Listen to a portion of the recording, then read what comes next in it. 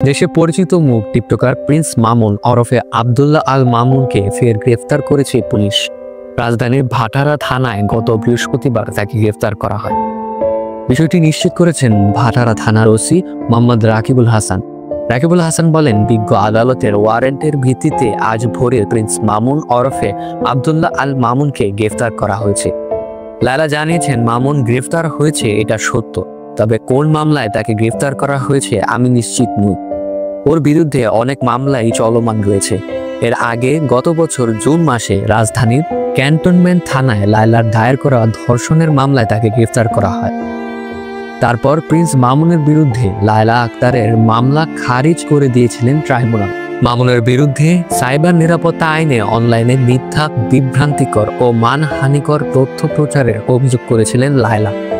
গত 13 জুলাই ঢাকার সাইবার ট্রাইব্যুনালের বিচারক নূরে আলম আদালতে এ আদেশ ঘোষণা করা হয়।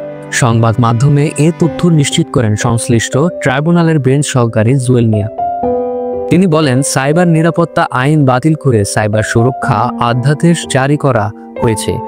নতুন অধ্যাদেশে এ মামলার অভিযোগ সংক্রান্ত ধারা না থাকায় আদালত মামলার আবেদন খারিজ করে দেয়। ডেস্ক রিপোর্ট, খবরের দেশ, বিনোদন ডেস্ক।